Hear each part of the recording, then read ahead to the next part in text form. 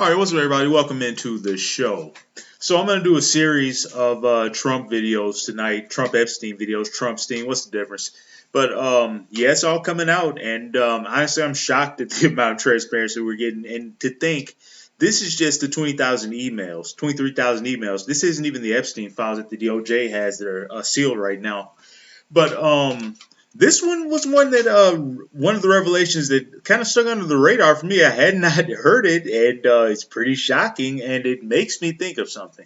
So probably like you, if you're listening to this, you don't believe he really killed himself in prison in 2019. I'm just gonna say it early. I'm just gonna drop it early. Oh, why not? I'm not the only one thinking this. After I read this article, you might agree. I've always thought that Trump was the one who off Epstein because there was a quote I heard a long time ago. I can't remember where it's from. I think had something to do with the JFK assassination, where the guy asked a simple question to know who committed a murder. On that type of level, find out who's in charge of security. And with JFK, people think the Secret Service was in on it because they were in charge of security, and there's a lot of weird stuff going on with the limo and the break-in and all that. But that's another story for another time. But who's in charge of security of a federal prison? The fucking DOJ, Bill Barr, who has all kinds of connections to Epstein. But I'm just gonna say it. I think Trump did have that done because I think Epstein might have, in order to, get off or get out of where it was going to reveal that him and Trump did have Thanksgiving together 2 years before. That would have ended his presidency because this guy at this point was known to be a prolific sex trafficker. So I don't even think Trump could slip out of that. That's why he's so worried now, man. This is gonna kill this guy. Maybe literally. Like the next stroke might be the one that takes him out because man, the pressure, the stress has to be absolutely immense. Anyways, now I got all that out of the way. Let's start this. Did Trump spend Thanksgiving with Epstein after he was elected?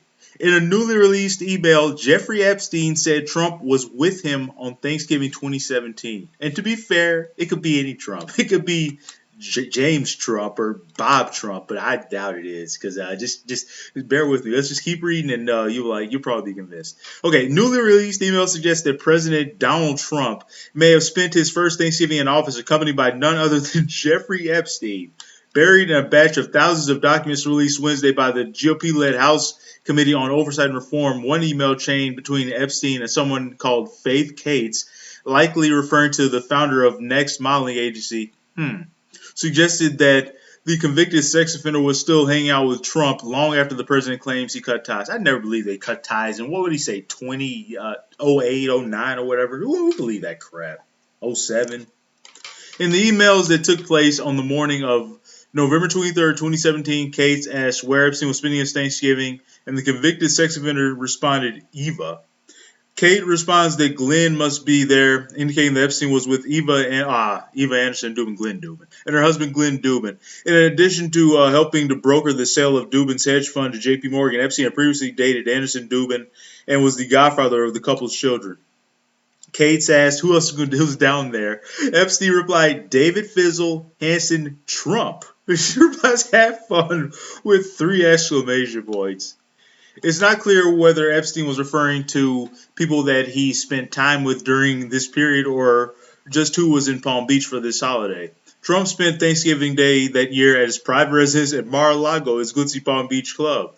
This wasn't the only message. Okay, it's where it gets juicy. This wasn't the only message that suggested Trump and Epstein were still spending time together. In another email chain from December 2017, a guest of Epstein claimed that they didn't want to risk running into Trump at Epstein's Paris apartment.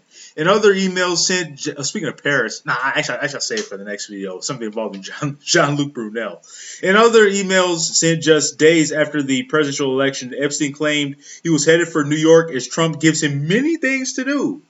And later said he was visiting Trump Tower a day after the election in 2016. This shit is crazy. The president has long claimed. So how dark does this shit really go, man? This is wild. Like the fact that we got this much information is kind of mind blowing. The president has long claimed that his friendship with Epstein ended. Okay, it's 06. Before his Palm Beach neighbor was indicted for solicitation of prostitution in 2006, but clearly the two remain linked long afterward. Man, it's just the beginning of the story. But yeah, that's pretty insane. But next video, we're gonna revisit something that I feel like we just stopped talking about because Charlie Kirk got shot 2 days later. But the Epstein birthday book, that shit is incredibly damning. And it was September 8th that came out. 2 days later, Charlie Kirk gets shot and everybody forgets about it.